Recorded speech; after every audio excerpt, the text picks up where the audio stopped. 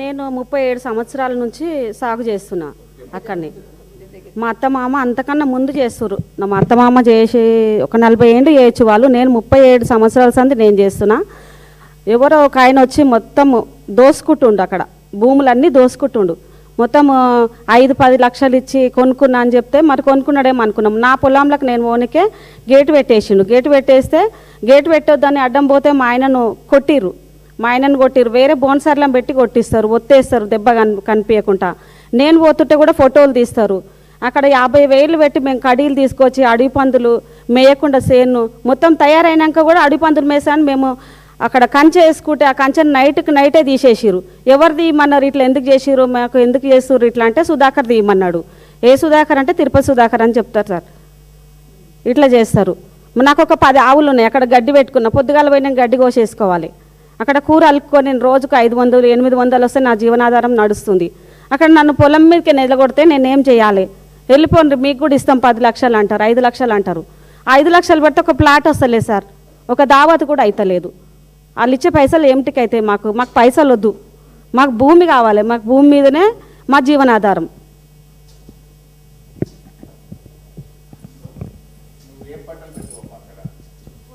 కూరలు పోస్తా సార్, పచ్చకూరలు పోస్తా. ఆవులు ఉన్నాయి, 10 ఆవులు ఉన్నాయి. గడ్డి పెట్టినా, ఇప్పుడు గడ్డి కూడా ఉంది. పోనీయకుండా 10 నిమిషాలు ఆగాలి సార్. గేట్లు పెట్టేసుకురు, లాక్ వేసుకుంటారు. చుట్టూ ఫెన్సింగ్ పెట్టిరు, పోనిస్తలేరు. మళ్ళీ ఎవరినన్నా కూలీలను పిలుచుకపోతే నువ్వు భూమి అమ్మవు కదా, నీ ఉంది కదా, నువ్వే రావద్దని వాళ్ళు నిలగొడితే మొన్న 1.5 ఎకరాల పొలం నేను ఒక్కదాన్నే నాటేసుకున్నా. వాళ్ళు నిలగొట్టేసిరు. వాళ్ళ భయానికి సార్, వాళ్ళ భయానికి వాళ్ళు వస్తలేరు. అట్లా ఫోటో తీస్తారు సార్, ఫోటో తీస్తారు. వాళ్ళ భయానికి సార్, వాళ్ళు బోన్సర్లు రమ్మ మమ్మల్ని కొడతారు, మమ్మల్ని చంపితే మేము మా పిల్లలు ఆగమవుతారు, మేము రామంటే మొన్న నేను ఒక్కదాన్నే నాటేసుకున్నా 1.5 ఎకరాల పొలం.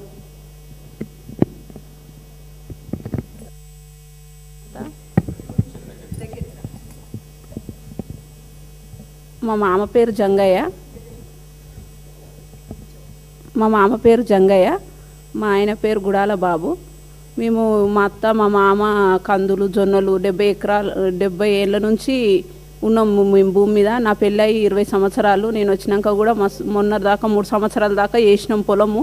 మా తాన మేము ఇట్లా వాళ్ళు రేకులు వాతుతారని మేము ఏం చేసినామంటే అది ఒక ఫోటోలు వీడియోలు కూడా తీసుకున్నాం. ఎందుకంటే ఇల్లు కబ్జా మీద కూర్చుంటాటురు, చుట్టుముట్టు మొత్తం రేకులు వాతేస్తురు అని మాకు భయమైంది. అట్లా అని ఒక ప్రూఫ్ కోసమని చేసినాము.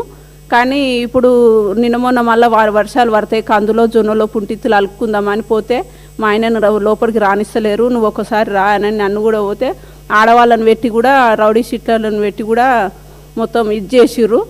మాకు భయం అవుతుంది, నేను పోను, మళ్ళీ నువ్వు ఉన్న వాళ్ళని పొలం కోసం మా ఆయన ప్రాణాన్ని కూడా తీసుకుంటా అని చెప్తుండు. కానీ వద్దులే, ఎవరితోనన్నా మాట్లాడదాము, ఎంత కాడికైతే అంత కాడికి అవుతుంది అనేసి అనుకున్నాం. కానీ మాకు ధైర్యం జాలతలేదని ఇప్పుడు మేడం దగ్గరకు వచ్చినాం అందరం కలిసి. ఎట్లా చేస్తారో అని మాకు కేసు కూడా పెట్టిరు సార్. మా ఆయన మీద ఒకసారి కేసు పెట్టిరు. ఇప్పుడు దుందాము, అది మొత్తం పొలం అంతా సాఫ్ చేసుకుందాం అనుకుంటే అసలు సాఫ్ చేయనిస్తలేరు సార్. ఇప్పుడు మే నెలలో వర్షాలు పడతాయి, అందులో వేస్తాం మేము ప్రతి సంవత్సరం. ఇప్పుడు 3 సంవత్సరాల నుంచి భూమిని ఇప్పుడు మేము మా మామ చేసింది సార్. నా పెళ్ళి కాకముందు నుంచి మా మామ ఇప్పుడు 70 ఏళ్ళు ఉండు సార్. నా పెళ్ళి ఇప్పుడు 25 సంవత్సరాలు అవుతుంది సార్. నువ్వు కూడా చేసిన, మా మామ చేసిన, మా అత్త చేసి సార్. కుంటి కూర జొన్నలు కందులు అన్నీ పండించారు.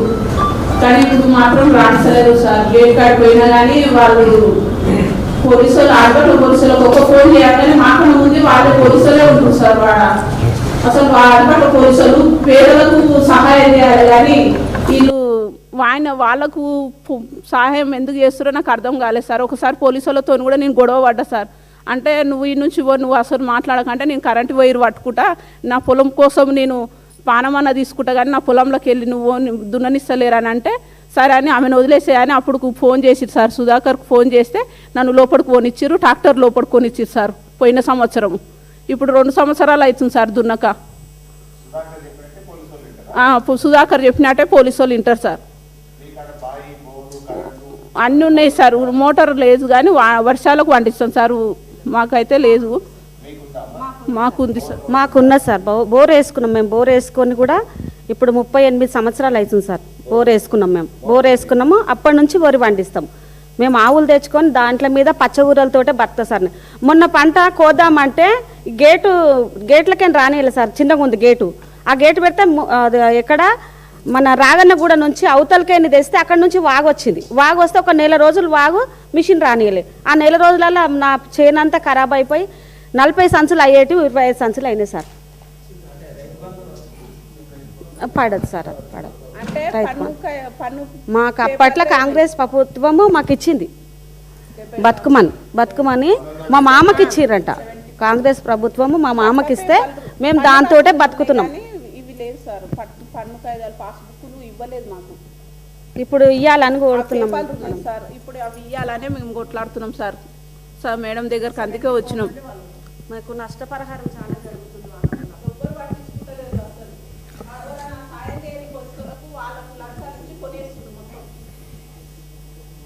థ్యాంక్ యూ అమ్మా.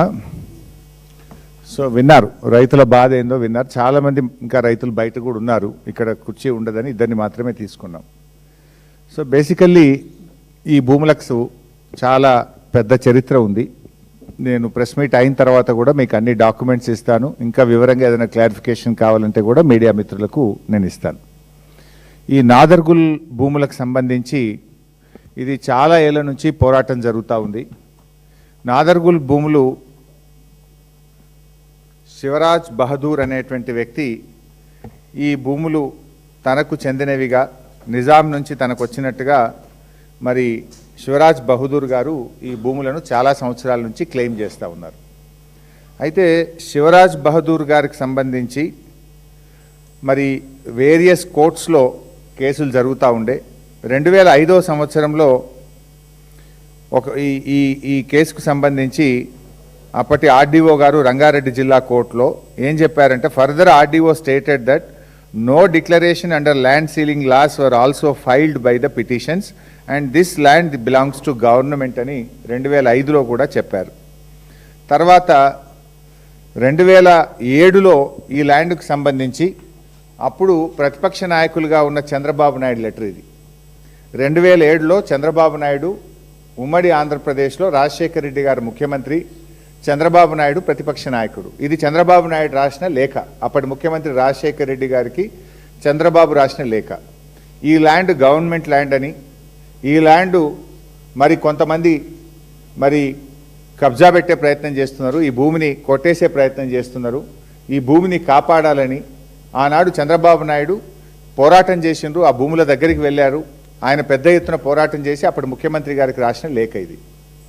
ఆ తర్వాత 2008లో డాక్టర్ వైఎస్ రాజశేఖర రెడ్డి గారు ఈ భూమిని ప్రభుత్వ భూమిగా నిర్ణయిస్తూ ఈ భూమిని ఆంధ్రప్రదేశ్ ఇన్ఫ్రాస్ట్రక్చర్ కార్పొరేషన్కి ఇచ్చారు.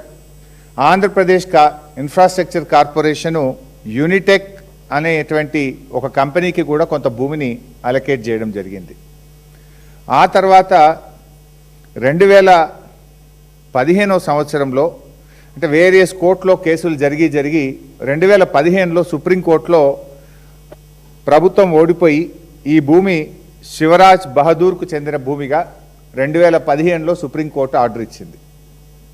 2015లో సుప్రీంకోర్టు ఆర్డర్ ఇస్తే న్యాచురల్గా మన రాష్ట్రంలో ల్యాండ్ సీలింగ్ యాక్ట్ ఒకటి అమల్లో ఉంది. ల్యాండ్ సీలింగ్ యాక్ట్ ప్రకారంగా ఒక వ్యక్తి ఇన్ని ఎకరాల భూమి కలిగి ఉండడానికి లేదు. సో ఈ 373 ఎకరాలు ఒక వ్యక్తికి ల్యాండ్ సీలింగ్ యాక్ట్ ప్రకారంగా ఉండదు. అయితే 2015లో సుప్రీంకోర్టు ఈ భూమి శివరాజ్ బహదూర్కు చెందిన భూమిగా సుప్రీంకోర్టు చెప్తే 2016లో శివరాజ్ బహదూర్ కొంతమందికి ఈ భూమిని అమ్మడం జరిగింది. ఆల్ఫా అనే కంపెనీ, యునైటెడ్ అనే కంపెనీ, ఒమేగా అనే